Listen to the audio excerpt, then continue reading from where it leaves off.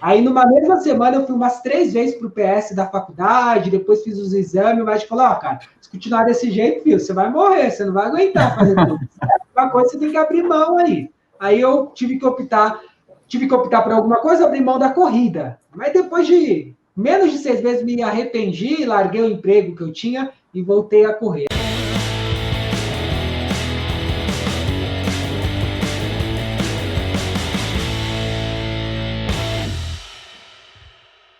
Corredores, corredoras, até onde podem chegar para atingir seus objetivos? Quanto gastam? Onde chegam e como treinam por detrás dos posts do Instagram e dos vídeos do YouTube? Eu sou Marcelo Cullen e você está ouvindo ou assistindo pelo YouTube o episódio número 24 do Pod Corredor da Zoeira Cast, sempre acompanhado pelo meu parceiro Pedro Teixeira. Fala, pessoal. Como sempre, não deixa aí de curtir aqui o nosso vídeo, se inscrever no canal e quem está vindo pelas plataformas também seguir aí o nosso canalzinho dentro do streaming aí de podcast de vocês. E hoje temos aqui um mito da internet, um mito do Instagram, canal do YouTube. O cara faz de tudo, ainda corre uns pace 3 pontos, alguma coisa aí pelas ruas do Brasil afora, né? Bem-vindo, Roger Ruivo. Quem não conhece o cara ainda tem que conhecer. Instagram, YouTube tá aí para isso. O cara é fera. Muito obrigado por estar aqui junto com a gente hoje. Ô, Marcelo, obrigado pelo convite. Boa noite a todos aí que estão acompanhando ou vão vir acompanhar. Boa noite, Pedro, também. Estamos aí para bater um papo hoje, falar sobre corrida e só tira o mito. Esse negócio de mito não é comigo, não. A gente trabalha pra caramba, mas não tem nada de mito, não.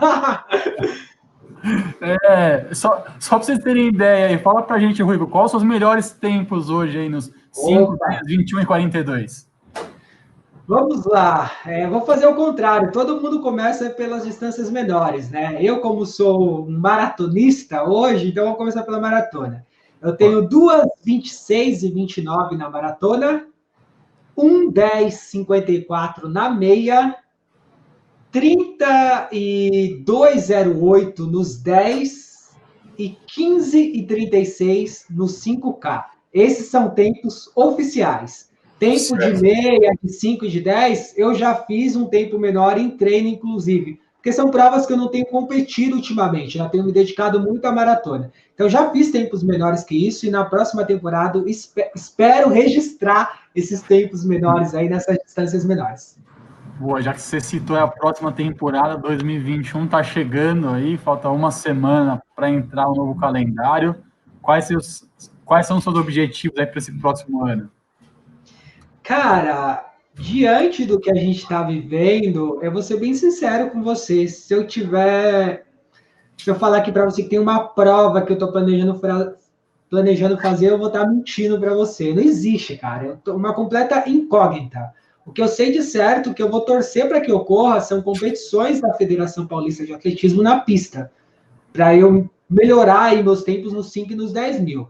Mas lógico que eu, como maratonista, adoraria correr uma maratona, mas diante da situação que se passa hoje no mundo com a Covid, eu acho bem provável que eu consiga correr uma maratona ao menos no primeiro semestre. Eu acho bem difícil.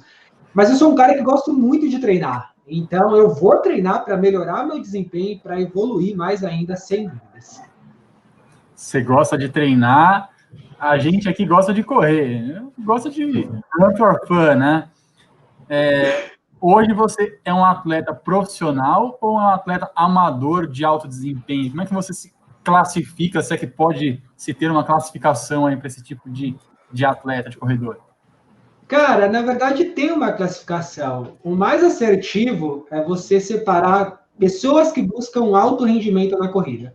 Quando a gente fala de alto rendimento, a gente está falando de um atleta que ele não está fazendo aquilo para simplesmente só correr ou só melhorar seus tempos. Ele está fazendo aquilo para competir em nível nacional e para tentar competir a nível internacional. Então, eu busco alto rendimento. Agora, do lance do profissionalismo, cara, hoje no Brasil, infelizmente, o brasileiro não pode utilizar essa palavra, eu sou um profissional da corrida, porque ele não é. Ele não é um profissional da corrida porque ele não ganha uma remuneração mensal para isso. Infelizmente, essa é a situação no Brasil, que é bem delicada.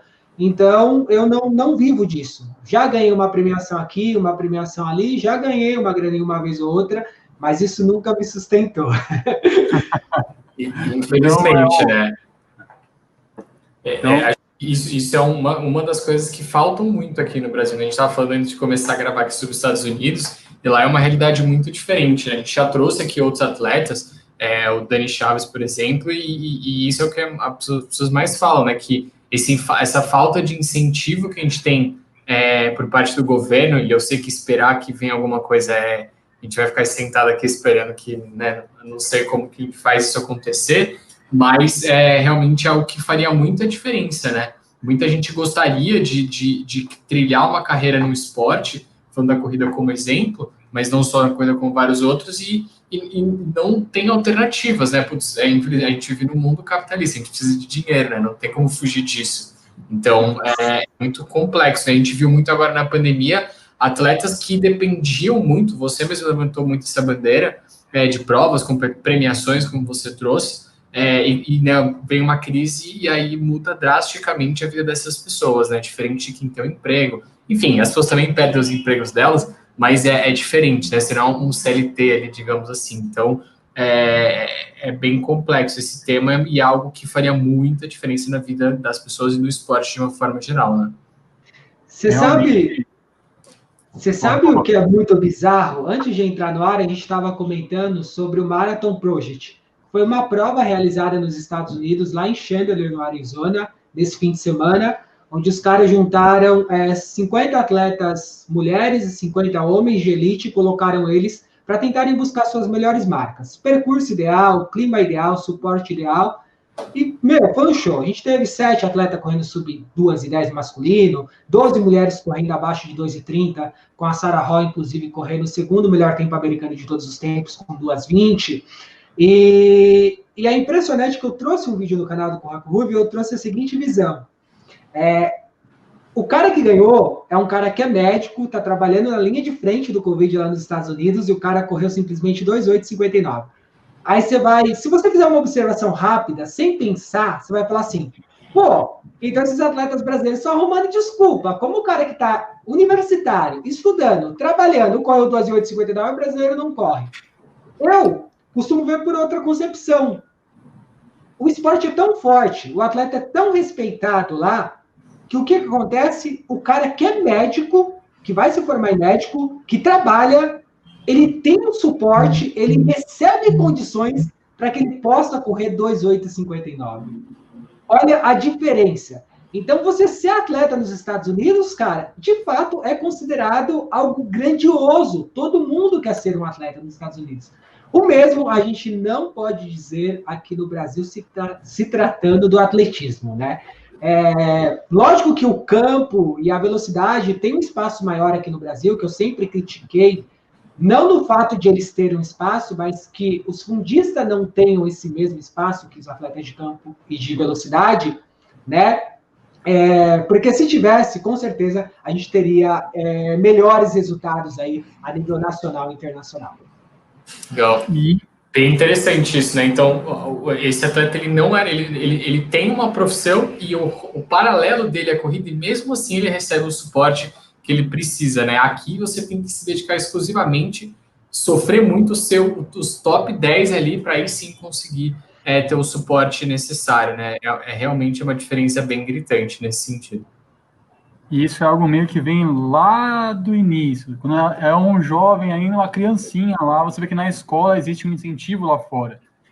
Desde muito novo, você é direcionado ao esporte como uma base complementar da sua formação de ensino mesmo. Então, tem aulas específicas de cada esporte, e aí, em uma idade determinada, lá você é direcionado para um esporte onde você se destaca mais, e aí você vai evoluir, e tem incentivo, inclusive, porque as universidades, ali, elas incentivam a ter atletas muito bons ali, de alto rendimento, e inclusive elas dão as bolsas de estudo lá, enfim, é um outro tipo de cultura completamente diferente de incentivo ao esporte, e, obviamente, você tem 1 milhão de atletas, é muito mais fácil encontrar um cara que corra ali às 2:02, 2:01, e se você tiver 10, 15 atletas que fazem a meia maratona. E aí, dentre esses, você vai achar muita gente boa. Aqui, quando muito, é muito raro você ver um atleta que iniciou de jovem, de muito novo, que teve um direcionamento escolar, de algum esporte, ou algum incentivo do governo para ele seguir algum esporte. São raros aí os centros esportivos que existem aqui no Brasil ainda ativos. Já existiram alguns aí, mas a maioria por iniciativa privada de empresas aí que apoiavam o esporte, mas grande parte deles não existe mais, e os que existem ainda sofrem para se manter em pé e para sustentar os seus atletas aí com o mínimo básico, né? Alimentação, moradia e tudo mais. Exato. Isso do estudo também é uma coisa bem interessante, né? Não vamos ficar aqui comparando o Brasil com os Estados Unidos, porque acho que é uma é cultural. Justa, justo. Mas lá a gente pega essas grandes ligas, futebol americano, enfim, beisebol, basquete, que são, né, os maiores ali. Os atletas da universidade, eles não podem jogar nas grandes ligas se eles não estão formados na faculdade. Então, você quer ser um atleta milionário, jogar na NFL ali e ter rios de dinheiro, você não precisa do seu estudo, né, do seu trabalho que você faria se se formasse e fosse seguir uma carreira no seu trabalho, ok, mas mesmo assim você precisa do diploma, porque eles entendem que em algum momento você pode parar a sua carreira no esporte e você precisa continuar sendo um cidadão que continue gerando renda e que se sustente. Então, é um pré-requisito, você pode ser o melhor jogador, e se você não tivesse formado na faculdade, você não entra nas grandes ligas. Tanto que o momento de entrada nas grandes ligas é nos últimos anos ali da faculdade, então fica atrelado ali ele ir para essa liga com a formação dele na faculdade. Então, é outra coisa, é outro esquema. Não, é outra cultura, né? E para você ver, a gente está falando aqui, você acabou citando aí os 4 maiores esportes, né? Que é o hóquei, o basquete, o futebol americano e o beisebol, que tem um destaque maior, né? Na mídia americana. Mas você vê que os outros esportes não ficam lá atrás também. Se você pegar um campeonato de cross-country lá nos Estados Unidos, cara, você fica besta com tanto de gente largando, cara. É uma multidão. A molecada vai. Você tem lá centenas largando em uma competição de uma cidadezinha pequena. Entendeu? E o que acontece com isso? Isso traz competitividade, né? Então, desde muito cedo, os caras já competem. Eles sabem que para se sobressair, tem que estar entre os melhores, né? Tem que estar entre os melhores. Então, por isso que, às vezes, quando o americano chega, por exemplo, na hora do vamos ver, em finais, o cara geralmente não treme. Você pode reparar. Por quê? Porque dentro do próprio país existe uma competição.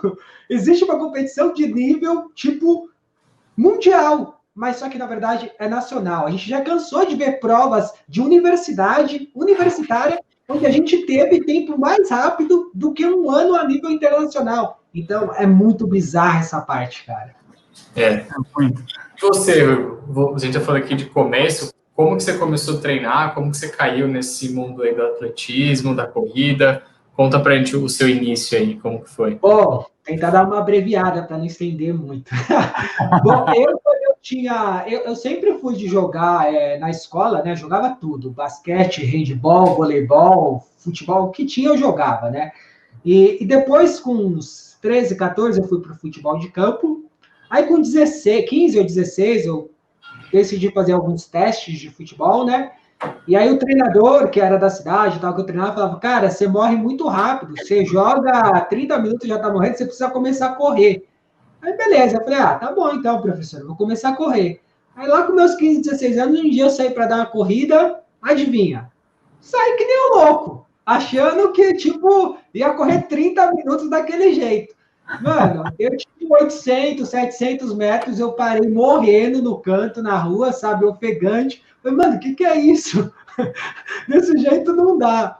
Daí eu comecei, depois diminuir o ritmo, mas enfim, fiz alguns testes de futebol, fiquei desgostoso, e aí parei com esse negócio de correr. Aí na época, no ano de 2020, eu estava estudando para a faculdade, né?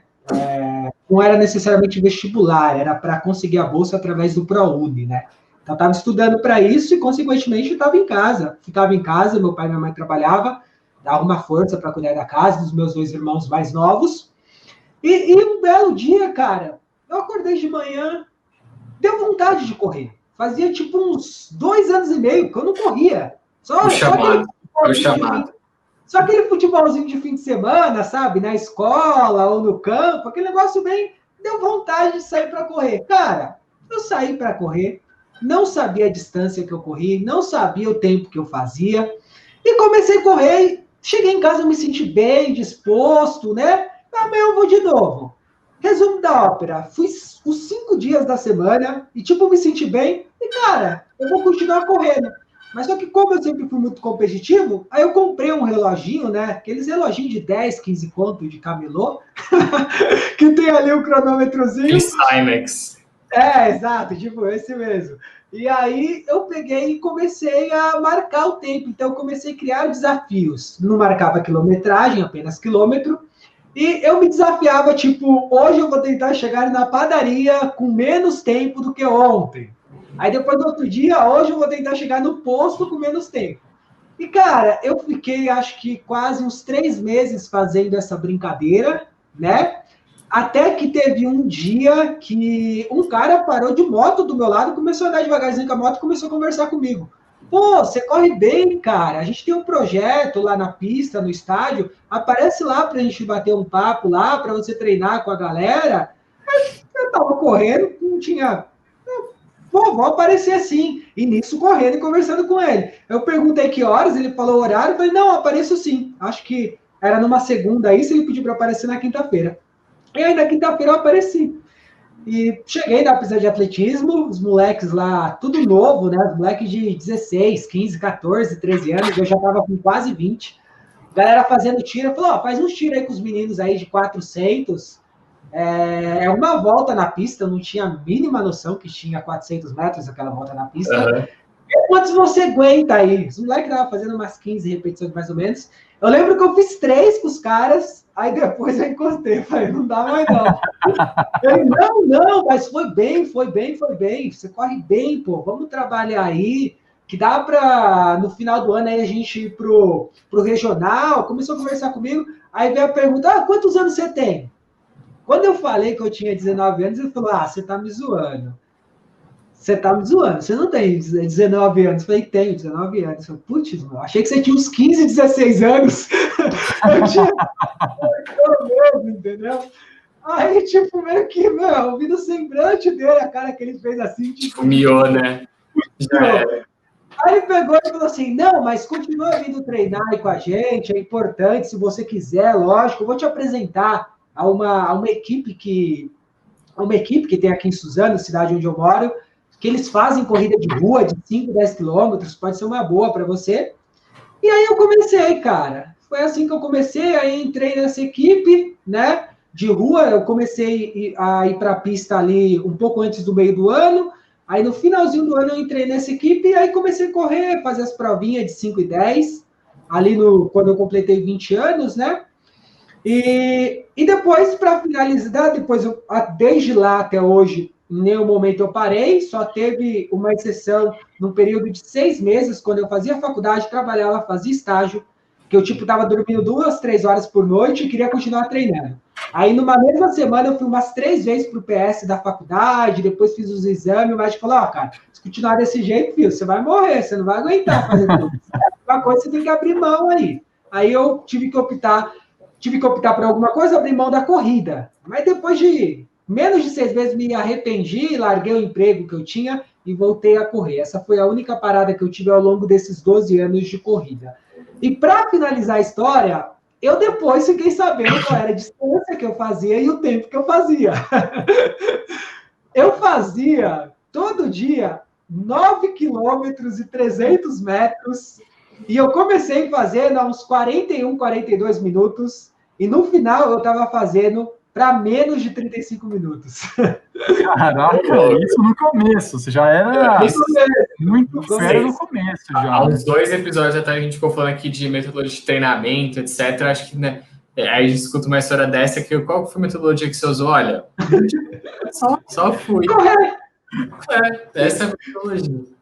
Ô Pedro, mas você sabe que inclusive hoje eu subi um vídeo no canal do Corraco Ruivo falando sobre isso, né? Eu abri o vídeo, eu trouxe um vídeo hoje falando de 5 passos para você melhorar sua corrida, para você melhorar seu pace. E a primeira dica que eu dei, eu falei, você precisa correr. Aí eu fiz até uma brincadeira, o pessoal vai falar, legal, você traz eu para ver um vídeo seu para falar que eu preciso correr para eu melhorar? Eu falei, cara, porque acredite, tem gente que acha que você vai melhorar na corrida sem correr. E tem pessoas que esquecem disso. Então você precisa correr se você quiser melhorar, independente da forma óbvio, que você mas correr, não é, né?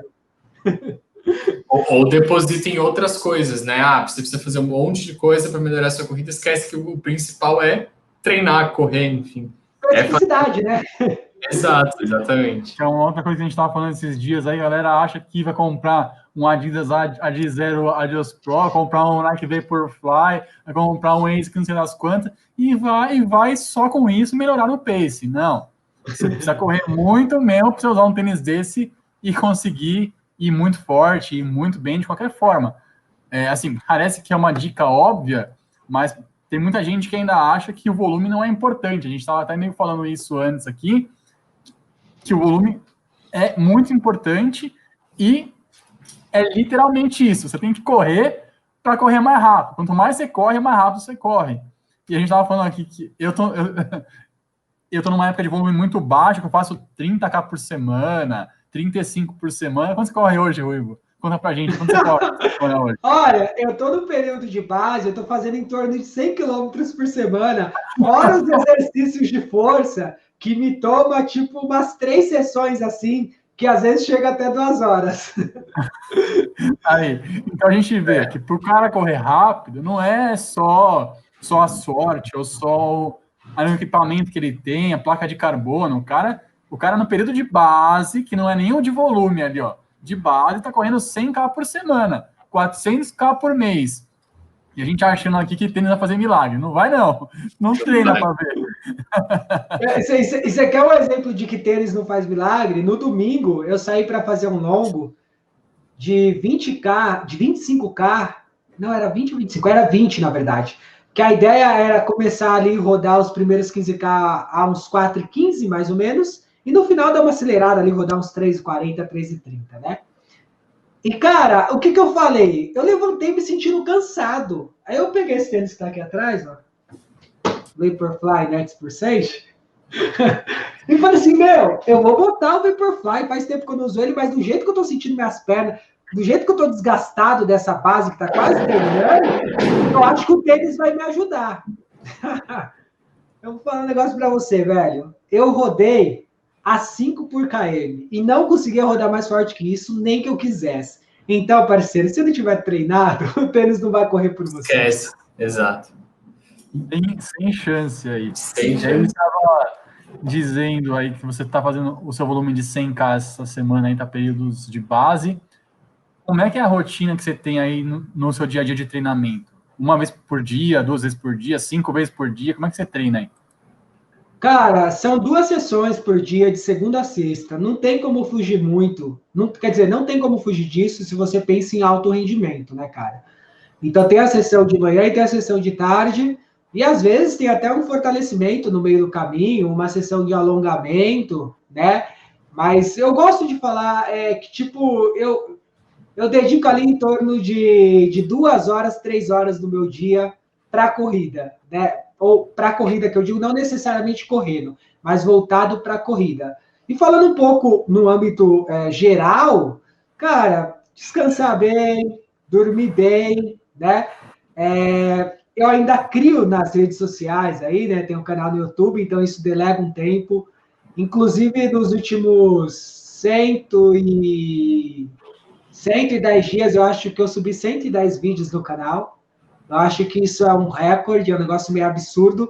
Eu não sei como eu consegui criar uma agenda para isso, porque, tipo, eu tirei até minha agenda de gravação para fazer isso, né? Eu geralmente sempre gravava aos fins de semana, tipo, 4, 5 vídeos já para ficar tranquilo durante a semana. No mínimo, fazer a roteirização e a gravação, porque é eu que faço tudo. Daí depois eu edito durante os dias. Mas fazendo esse negócio de subir um vídeo todo dia, tipo, eu parei com isso. Eu faço 2, 3, às vezes faço só 1. Então, é um negócio, tipo, parte da manhã eu dedico a isso.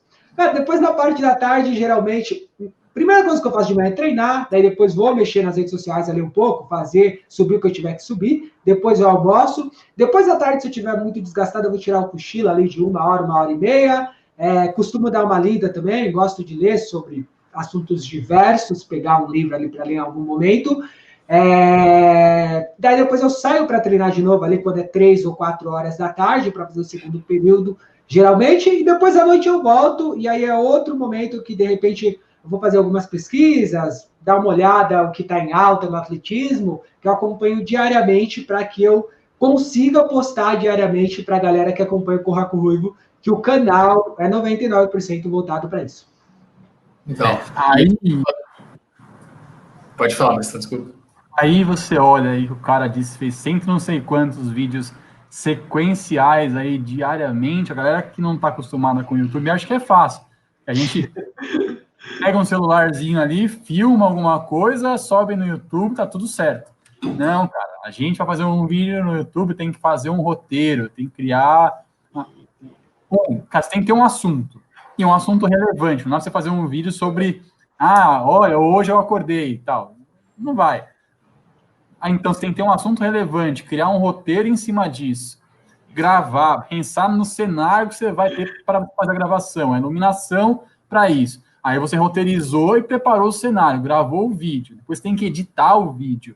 Editou o vídeo, depois você sobe para o YouTube, pensa num título, numa capa, na descrição para o vídeo, pensa qual o melhor dia, horário para que esse vídeo suba no ar, para que tenha o maior alcance possível. Obviamente que a gente faz um vídeo para ter alcance. Então, isso tudo envolve muito tempo, e é um desgaste enorme que se tem para ter um vídeo no ar. Aí você imagina, eu faço 3 vídeos por semana e já acho que é um absurdo de tempo que eu invisto nisso. O cara fez vídeo para todos os dias. E não só vídeo, são vídeos relevantes e que realmente levam assuntos de interesse para uma galera muito grande aí, que é o dia a dia de um atleta, como que ele faz para fazer o dia a dia de treinamento dele, a rotina dele aí, para ele atingir os objetivos que ele tem. E isso é interessante porque incentiva muita gente que está iniciando na corrida, que está imaginando a ter esse tipo de rendimento, esse tipo de treinamento, e olhar que a vida de um cara não é tão simples assim. Igual ele falou agora, descanso, alimentação, YouTube e tudo mais que envolve a rotina de um dia a dia de um atleta que está ali no alto rendimento, está buscando sempre evoluir, não é fácil. Então, a galera que está querendo criar canais no YouTube aí, saiba disso, vá ciente disso. Exato. Cara, vai lá, Pedro, desculpa. Não, é que daí já mudaria de assunto. Mas, e aí acho que talvez são dúvidas minhas, que eu acho que pode ser de muita gente que está escutando a gente aqui. Tá? Você, como é um expert aí no atletismo, conta um pouco pra gente, explica um pouco pra gente. Você comentou um momento de fundista, você falou cross-country, corredores de velocidade, enfim, conta um pouco pra gente essas nomenclaturas e quais são esses tipos, se é que a gente pode dizer assim, né, de provas e de atletas, enfim, dentro do mundo de atletismo, né? Acho que isso, muita gente pode ter dúvida, eu tenho dúvidas em cima disso, então seria legal você compartilhar com a gente como que funciona esse esporte, né? Legal, temos até para um vídeo lá no canal. Sério, não tem um vídeo falando sobre isso no canal, muito bom. Porque anota aí no próximo roteiro. Eu sempre tenho cuidado para não cair no automático. Eu preciso sempre lembrar que no meu canal estão se inscrevendo pessoas novas e pessoas que não têm a noção que um corredor experiente já tem. Então, eu faço um exercício mental meio que todas as segundas-feiras de manhã para lembrar disso. Porque senão, às vezes, a gente fica no automático. E o maior exemplo do quanto é difícil fazer isso foi você falar sobre um assunto de extrema importância que em 2, 3 anos de canal, né? Porque eu criei o canal em 2014, mas só comecei a postar de verdade ali em 2018, né? E não tem esse vídeo no canal. Olha que coisa, né? Mas vamos lá, primeira mão esse aqui. Então é assim, quando a gente fala de atletismo, ele engloba 4 grandes... Vamos falar assim, 4 cenários, vamos colocar, que primeiro, as modalidades de campo, ou seja, as modalidades que são feitas fora da pista de atletismo. A gente está falando de arremesso de peso, lançamento de disco, lançamento do martelo, lançamento de dardo, salto triplo, salto em distância, salto em altura.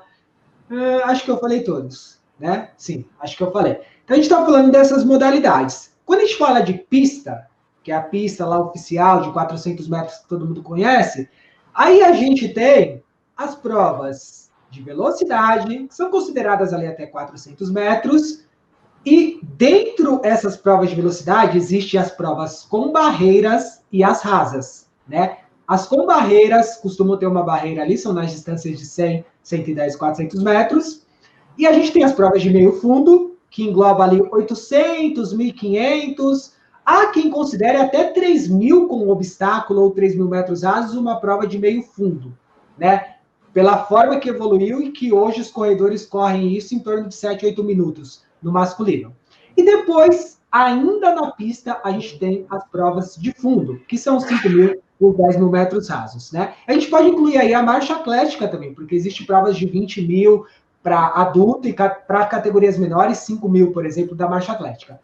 Aí a gente fecha esses dois, né? Pista e campo, quando a gente pensa em Olimpíada, Campeonato Mundial, é isso que a gente vê.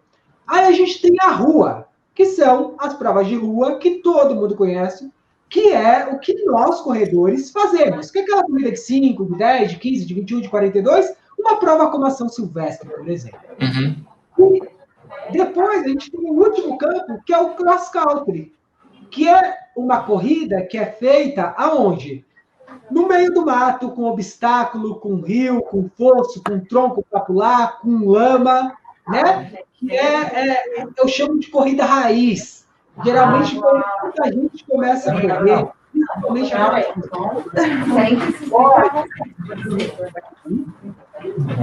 Oi? Marcelo, o seu áudio. Não. Põe no mudo aí.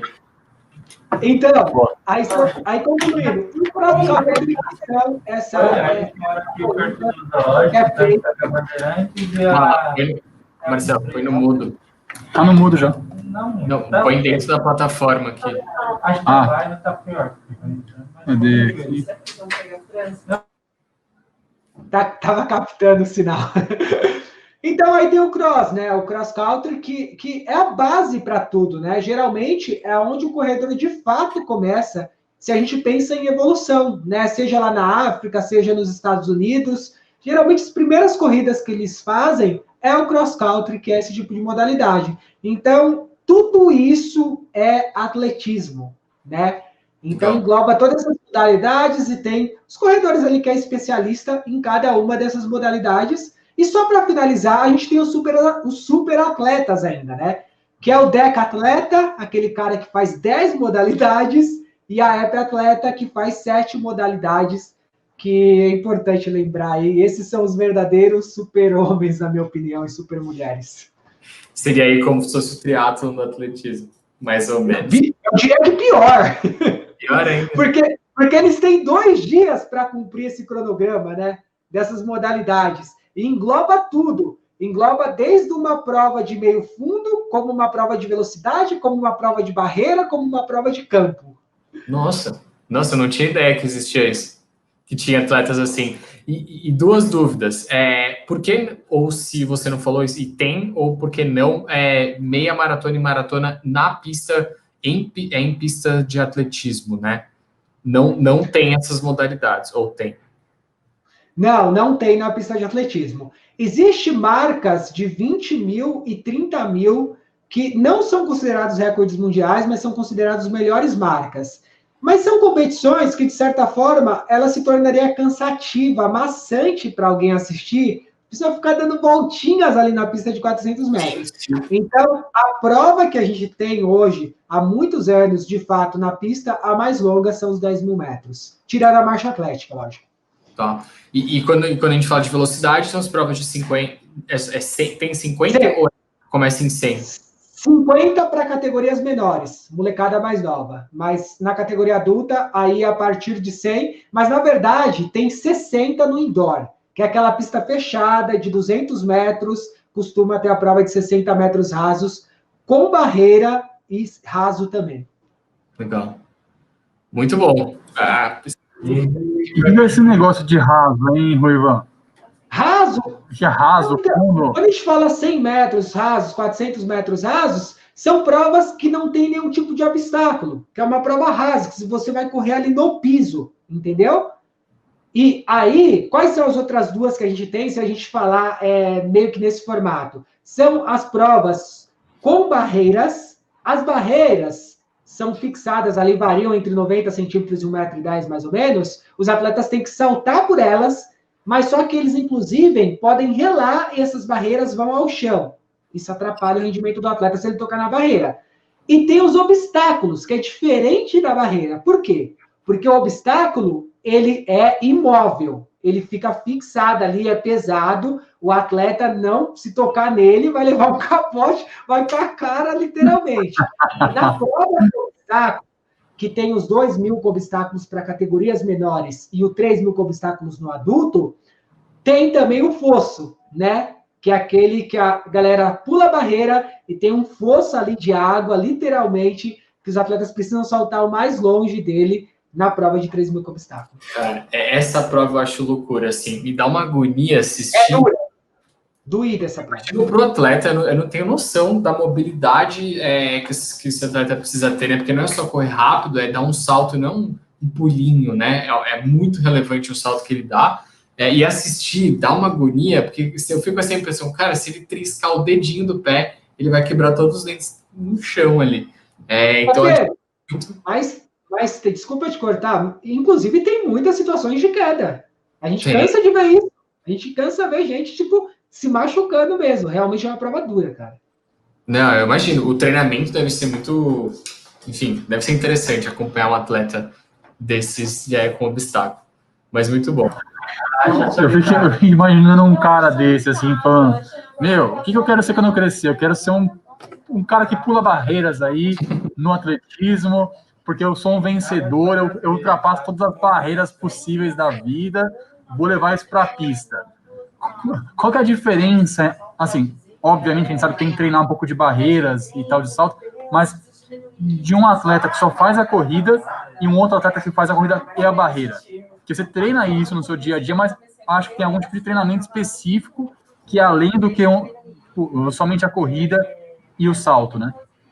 Não, sim. Os atletas que fazem os obstáculos ou as barreiras, ele tem treinos técnicos para isso. Ele trabalha técnica para isso. Técnica de como atacar a barreira. Ele dedica um espaço, ou melhor dizendo, um tempo dele para trabalhar essa técnica e para fazer o desenvolvimento nessa parte de passar muito bem as barreiras, né?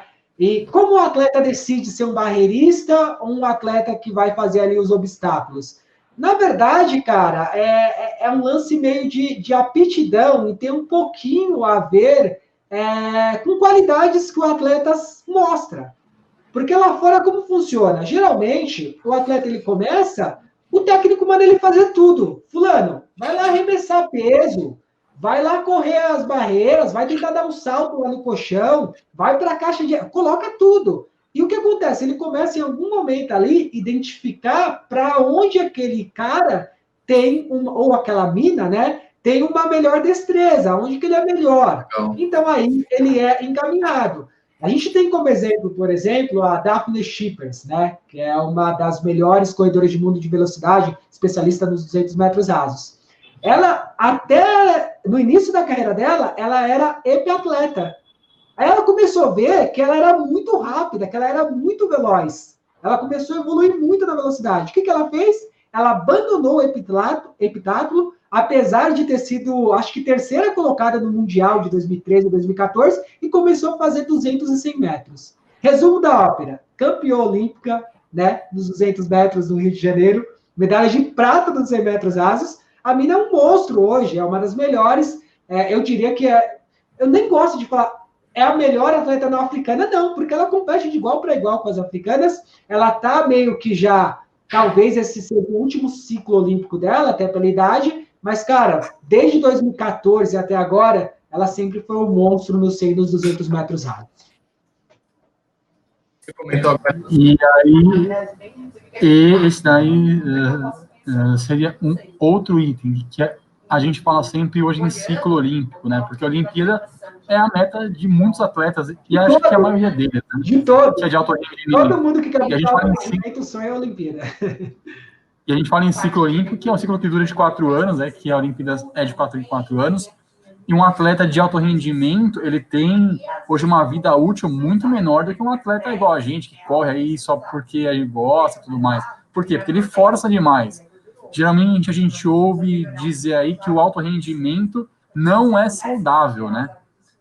Porque você está levando seu corpo além do que o limite que ele está suportando, para ter um rendimento além do que o seu corpo está apto, né? E a gente vê hoje a galera que está brigando por segundos aí em maratona, Eliud Kipchoge e tudo mais, que é aquela eterna briga para o sub-2 na maratona aí, que veio uma vez com uma prova que não é válida oficialmente, mas veio. Você acha que em algum momento ainda o ser humano vai ultrapassar a barreira de 2 horas aí? Quer dizer, vai quebrar a barreira de 2 horas aí para a maratona e vai demorar muito isso para chegar? Cara, você sabe que eu acho que a gente tem que considerar 2 fases para opinar sobre isso. Antes dos tênis com placa de carbono, eu diria que isso não viria antes de 2035. Agora, hoje, com os tênis de placa de carbono e com o que a gente viu nesse segundo semestre na meia maratona, com o recorde mundial do Kipchoge Kendi correndo para 57,32 e trazendo com ele outros 3 corredores também correndo para 57, acho que essa concepção mudou e eu acho que isso pode acontecer até 2030. Eu não descarto, então eu acho. E só fazendo adendo, você falou sobre tempo de vida do atleta. Depende da modalidade. Se você pegar um corredor de fundo, ele consegue ser mais longevo. Então, ele consegue ter uns 20 anos de carreira. Agora, se você pega um velocista, não. Por quê? Depois dos 30 anos, a fisiologia entra aí. Então, seu corpo, ele começa a perder velocidade. Então, você pode ver que atletas, por exemplo, de velocidade, algumas modalidades de campo, eles acabam se aposentando mais cedo. Né? Chegar ali nos... Você não vê um atleta, raramente com mais de 30 anos, um velocista. Né? O velocista ali vai viver seu auge ali, com 21, 22, 23, 24, 25, 26 anos, depois provavelmente ele já entra em certo declínio. Lógico que sempre vão existir exceções, mas isso é diferente do corredor de fundo. Por quê? Porque um corredor de fundo, geralmente, ele inicia fazendo modalidades de fundo curtas, né? Ali na sua... Como menor, ele faz ali 1.000 metros, por exemplo, depois ele vai para 5.000, 10.000, depois vai para a rua, 5K, 10K, 15K, depois vai para meia, depois vai para maratona. Então, quem segue o processo direitinho, que é o que acontece com a maioria dos atletas, seja da África ou dos Estados Unidos, você pode ver ali que eles costumam iniciar ali com seus 18, 19 anos, começa a aparecer a nível internacional, e eles conseguem estender isso até próximo aos 40 anos. E o detalhe é que, com toda a evolução da tecnologia, seja para material esportivo ou da medicina, a gente está vendo que os atletas estão conseguindo empurrar isso mais. A gente está começando a ver muitos atletas acima de 35 anos conseguir atingir suas melhores marcas. Né? Vou dar um exemplo de novo que a gente usou no início. A Sarah Hall, ela tem 37 anos e ela alcançou a melhor marca dela da carreira na maratona. Sim. A gente tem uma australiana chamada Saina Diver, que tem 42 anos. A mulher conquistou o melhor tempo da carreira dela, correu maratona sub-10 com 42 anos, 41, 42 anos, entendeu? Então, os atletas não conseguiram empurrar essa faixa. E para finalizar os exemplos aqui no Brasil, a gente tem o Paulo Paula, que aos 40 também correu maratona aí para 12:10, o melhor tempo da carreira dele. O cara tem 20 anos de atleta, depois de 20 anos, ele consegue correr o melhor tempo da maratona na vida dele. Muito bom.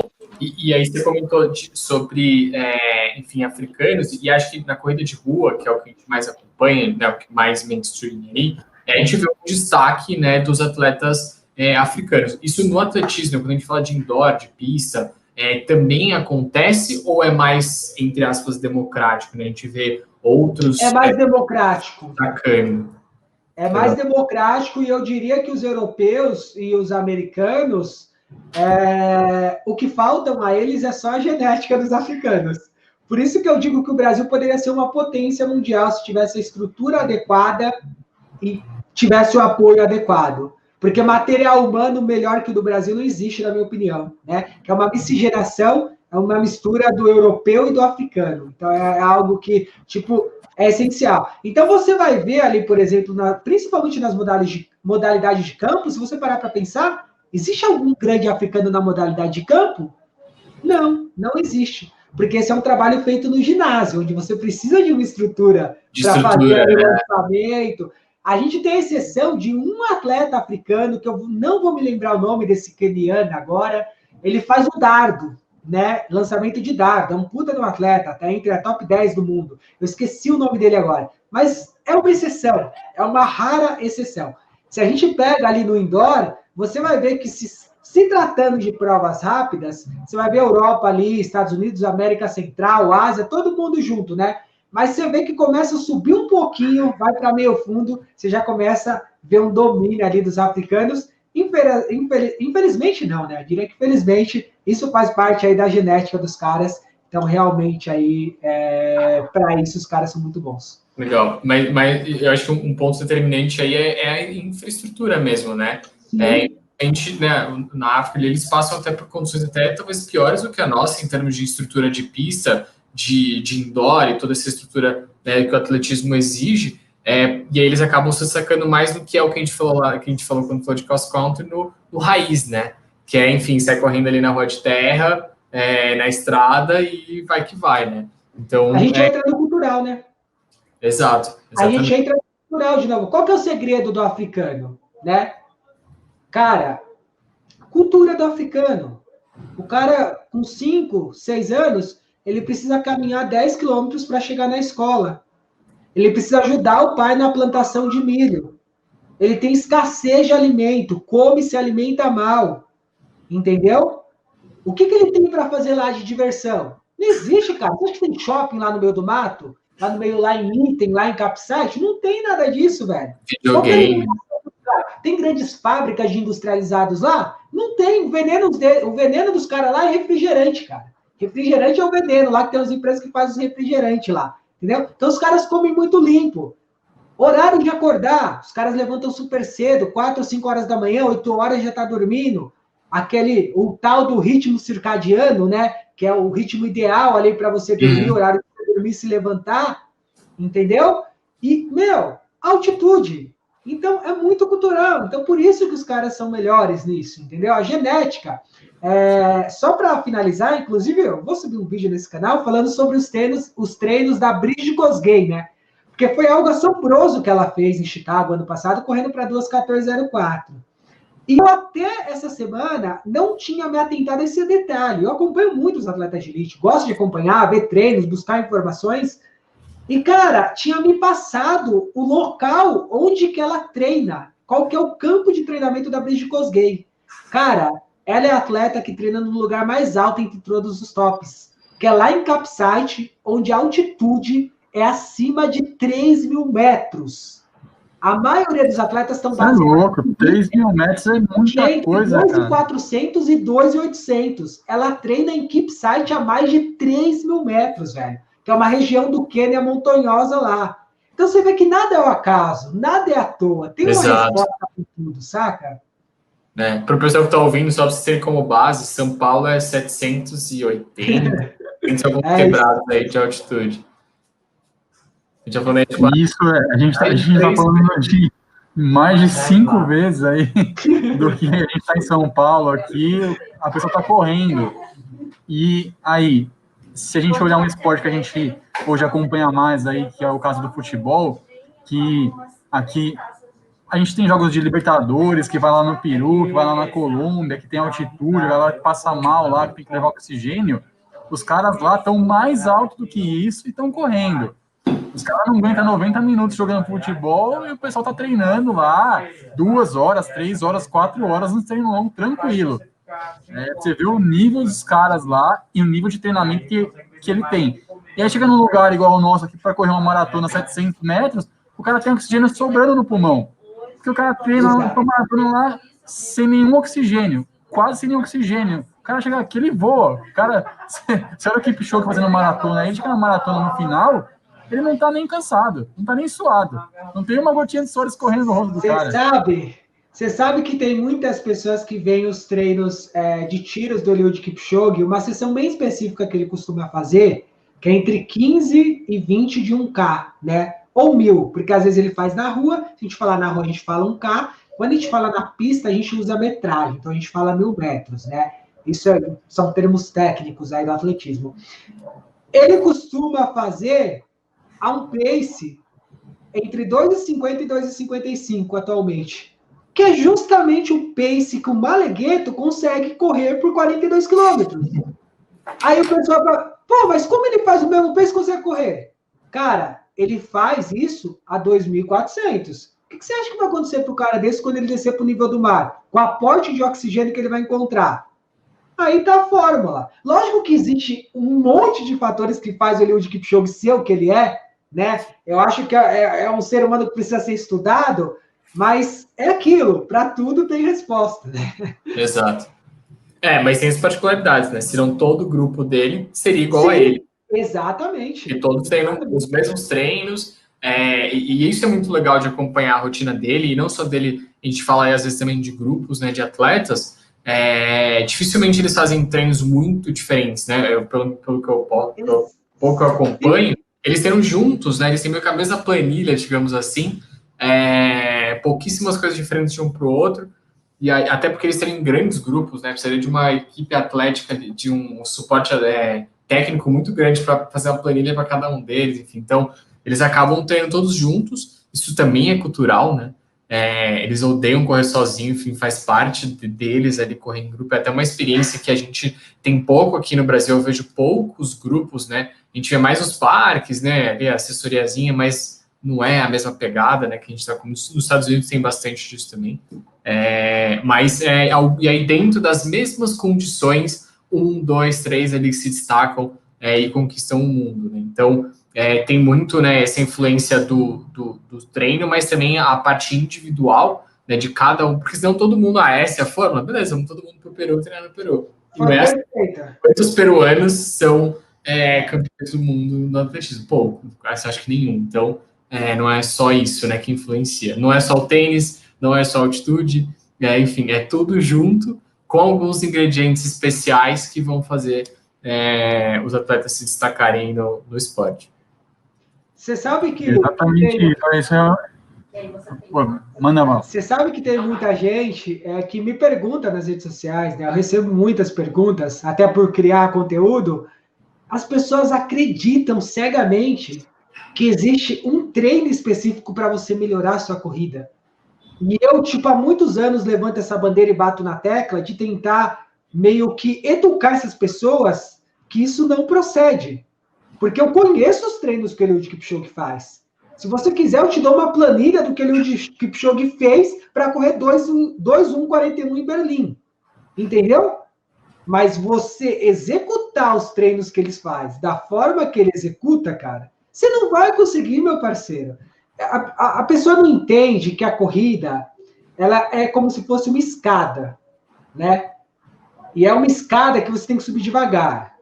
Você está lá no primeiro degrau, você tem que se habituar com tudo que acontece ali, não pisar em falso para você partir para o segundo. Chegou no segundo, novamente, você tem que ficar ali, você tem que fazer algumas repetições. Aí, quando você estiver bom, você sobe para o terceiro. E assim sucessivamente. As pessoas esquecem, por exemplo, o tanto de pau que o Eliud Kipchoge levou quando ele era atleta de pista. Ele perdeu muitas provas na pista. Ninguém sabe, ninguém tem. O Eliud Kipchoge, em 2013, ele foi campeão mundial em Paris com 18 anos dos 5.000 metros rasos. Todo mundo achou que ele seria o cara que dominaria os 5.000 e os 10.000. O que aconteceu? Ele simplesmente desapareceu. Foi totalmente ofuscado por Bekele, por Bernard Lagat, por Richard. Richard Guerrero já estava terminando ali. Mas o que acontece? Ele não foi o atleta que se esperava que ele fosse. Aí, de repente, o cara vai para a maratona em 2013 e se torna o que ele é hoje. Então, o pessoal só olha agora, não olha o que aconteceu com ele lá atrás. O tanto de pau que ele levou nas pistas, por exemplo, do Bekele. E hoje ele é invicto contra o Bekele na maratona. O Bekele não conseguiu ganhar dele em 3 ou 4 oportunidades. Então, o pessoal precisa mudar, virar a chavinha para isso, entender que não é treino, não existe um treino milagroso para fazer você evoluir na corrida. Na verdade, o que existe é você fazer um trabalho adequado e você, repetir esse trabalho. De novo, vou até fazer um merchan aqui agora. Vai lá no Buraco Ruivo, tem um vídeo que eu subi hoje falando justamente sobre isso, passo a passo de como você evolui na corrida. Exatamente. Vá no canal do Ruivo, lá assista os vídeos muito bacanas, sempre nos auxiliam aí a entender a corrida e a tirar isso que a gente tem de ser imediatista, né? Porque a gente é muito imediatista, a gente quer um treino que resolva tudo, a gente quer um tênis que resolva tudo, a gente quer um segredo que resolva tudo. E você pode ver que tem muito vídeo no YouTube aí que fala, esse treino vai mudar a sua vida, esse tênis vai fazer você correr mais rápido. É clickbait isso aí. Exatamente, por quê? Porque isso chama atenção, todo mundo está buscando um único negócio que mude a sua vida. Todo mundo fala, eu quero um treino que mude. Não é um treino que faz você evoluir, é um conjunto de treinos, de situações e de ações e atitudes que você tem no seu dia a dia que fazem a sua evolução. Fortalecimento, alimentação, descanso, repouso, treino de tiro, treino longo, treino intervalado, fartlek, todos os tipos de treino, você executando corretamente, periodizando corretamente, seguindo ali uma indicação e os estudos que existem em cima disso, você vai evoluir naturalmente. Ninguém iniciou no pace 3:10, ninguém iniciou no pace 2:50. Todo mundo iniciou no 15 andando, morrendo para correr 30 minutos. Todo mundo iniciou assim, e esse é aquele... seria uma chave mágica, essa. É você entender que todo mundo tem etapas, igual nosso amigo Rui acabou de falar, e você tem que respeitar cada etapa e entender que cada etapa é necessária para que você chegue no seu auge ali, no seu rápido, no seu 3:30 de pace, no 3:10 de pace.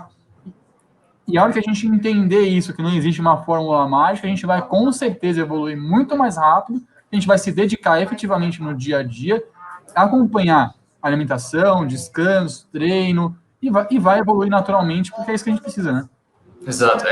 Esse tipo de vídeo, de reportagem, de chamada, de post, enfim, chama a atenção porque as pessoas, a grande maioria das pessoas são preguiçosas, né? Elas não querem trilhar e fazer o que tem que ser feito. E para evoluir, vai doer, vai levar tempo, é chato, e é assim, e a vida é assim, não tem, né, a formulazinha lá, mas isso é o que vende, né? As pessoas vão atrás desses atalhos, né? Isso tem uma coisa que a gente pode falar que não sejam essas pessoas. Porque de duas uma, ou elas vão se frustrar, e é o que mais acontece, porque a gente já falou isso várias vezes, né? Colocar objetivos muito maiores do que você pode fazer hoje, ou elas vão se lesionar, vão fazer coisa errada, vão se dopar, vão por caminhos aí enfim, que não fazem sentido algum para chegar nesses objetivos. Então, não sejam essas pessoas. Eu evito ao máximo clicar, falando de vídeo aqui, né, de YouTube, nesses vídeos que falam assim, um alimento que vai te fazer correr rápido. A fórmula, eu nem clico. Eu falo, não vai, eu não vou dar ibope, sabe? Agora, não tem um vídeo como se falar as coisas, né, o processo para você chegar lá, putz, isso me chama atenção, isso faz sentido. Então, é isso, assim, vamos pelo caminho certo, porque atalho, né, ninguém que está no topo hoje fez atalho, é só olhar o currículo, a gente está falando sobre isso, falando aqui do Ruivo, começou a correr sem nem saber a distância que ele estava correndo, falamos do Kipchoge, que tomou pau na pista a vida inteira, a gente pode listar a maioria dos tops aí, em quanto tempo eles fazem isso, qual é a jornada, as pessoas costumam olhar só, né, ali quando levanta o troféu, né, quando pega a medalha, né, esquecem de que para a pessoa chegar ali, ela passou por 1 trilhão de coisas, e ninguém quer saber como ela fez isso, né, as pessoas querem saber como que você ganhou essa prova, e não como que você chegou até essa prova, né, enfim, pessoas. As pessoas, elas não querem pagar o preço que deve ser pago para elas vencerem, né? Eu acho, e os exemplos, eles estão aí para todos verem, independente do esporte. A gente pode pegar o Michael Jordan, o Michael Phelps, o Lewis Hamilton, e falar sobre esses caras. A gente vai observar uma coisa que é comum no discurso deles. Se você cair, aprenda a se levantar. Porque, cara, você levar porrada da vida, seja em qualquer campo, e você ter que se levantar, isso é difícil. Isso é o que realmente é mais difícil. Muitos conseguem atingir esse estágio, mas só que as pessoas cansam de levar porrada, cansam de cair em uma hora elas param. E são essas pessoas que ficam pelo caminho, são as pessoas que não chegam lá. Então, velho, a mensagem, você precisa continuar persistindo, independente do número de quedas que você tiver. Sabe? Eu sou um cara que eu larguei um emprego instável que eu tinha até 2017. Minha formação é farmácia. Eu ganhava em torno de 6, 7 salários mínimos por mês para me dedicar exclusivamente à corrida, para buscar o meu melhor.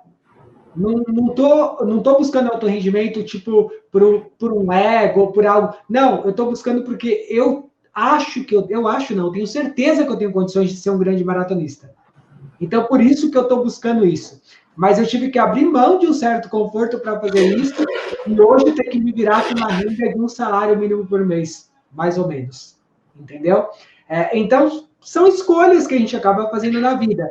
E, cara, eu tenho só 3 anos que eu comecei a fazer isso, e eu já levei muitas porradas, continuo levando porrada, mas eu preciso continuar, velho. A partir do momento que eu decidi fazer isso, eu falei, eu não vou parar mais. Eu vou parar quando eu tiver 40, 42 anos.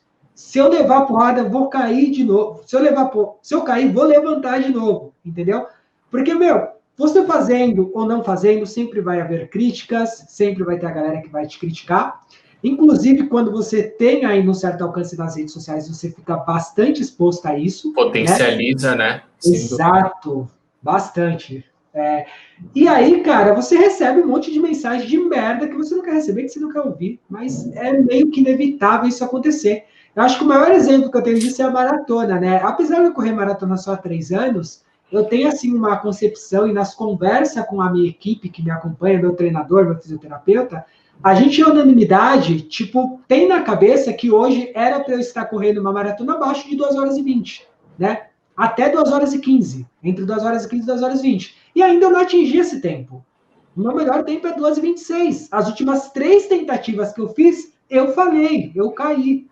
Entendeu? É aquela, cara.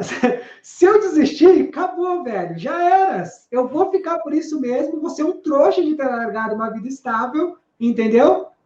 Para perder anos da minha vida. Então, por isso que eu continuo me levantando e sempre eu falo pra galera, mano, cara, começa de novo. Faz de novo. Não se importe com as quedas. Você tem que persistir. Persiste e vê aonde você vai chegar.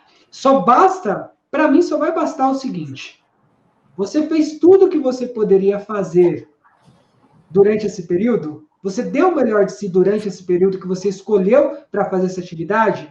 Se a resposta for sim, para mim basta. Então, eu sou um cara que não vou ter arrependimento dessa escolha que eu fiz e desses meus 10, 12 anos que eu vou viver de atleta. Porque eu vou até o fim, não vou desistir, e eu vou chegar lá. Quando eu chegar nos meus 45, eu vou poder falar com propriedade.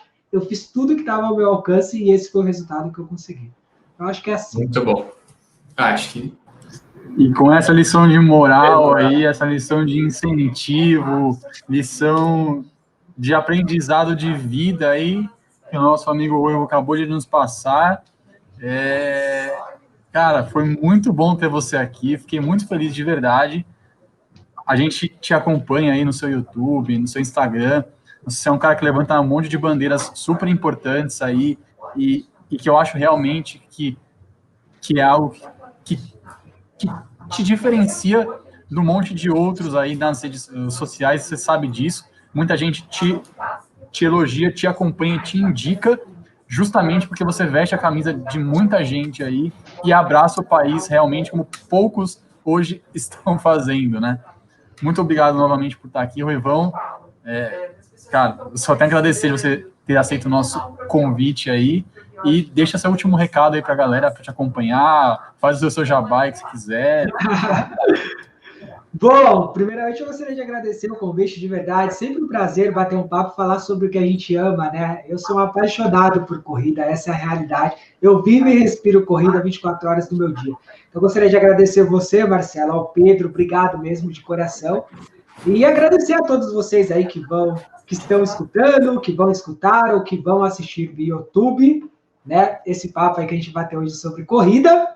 E fazer um convite para vocês, para conhecer o Corra com Ruivo nas redes sociais. Estamos no Facebook, Instagram, YouTube, Twitter. Então é só dar uma googada lá no Corra com Ruivo diariamente. Acho que é o único canal que pode falar isso. Tem um diazinho ou dia outro que a gente falha ali, mas, cara, se você entrar lá, você vai ficar abismado. Todo dia tem um vídeo lá. É um negócio meio absurdo no YouTube. Então, eu gostaria de agradecer a todos os membros do canal do Corra com Ruivo, a galera que sempre nos acompanha por lá, e fazer um convite aí para vocês acompanharem a gente e desejar aí para o Pedro, começando pelo Pedro e pelo Marcelão, aí um ótimo fim de ano para vocês, boas festas, que Deus abençoe a todos nós, as nossas famílias, que nos proteja nesse momento tão delicado. E que a gente não perca a esperança e os sonhos para 2021, né?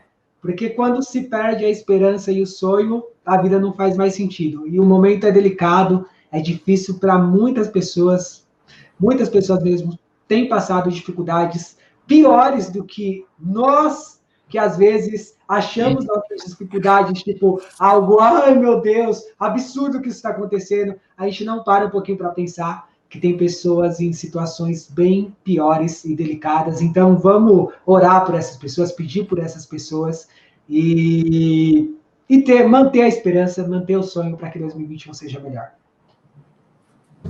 É isso aí, né, Pedrão? É isso aí, só reforço aí as palavras. Também desejo, João, para você um bom fim de ano e que você, sem dúvida alguma, alcance todas as suas metas aí que você tem até o último dia que você puder.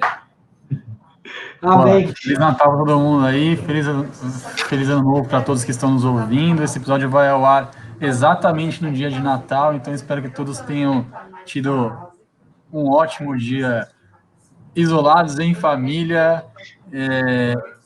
E se você tiver sugestões de assuntos que queira ouvir por aqui, e se quiser acompanhar mais esse Corredor da Zoeira que nos fala, é só me acompanhar nas redes sociais que a gente troca umas ideias e quem sabe sua sugestão não vira um novo episódio. Siga também o Pedrão no Instagram, @pe.teixeira. Siga o Ruivo no Instagram, no YouTube, Facebook. Procure aí Corra com Ruivo. Vou deixar os links também na descrição aqui dos vídeos, dos streamings e tudo mais, para vocês acompanharem ele. Gostei muito de poder compartilhar esses minutos com vocês. Espero que sejam por aqui em todos os novos episódios. Um abraço a todo mundo que chegou até aqui. Até o próximo vídeo. Até a próxima semana. Tchau. Por enquanto vai ser...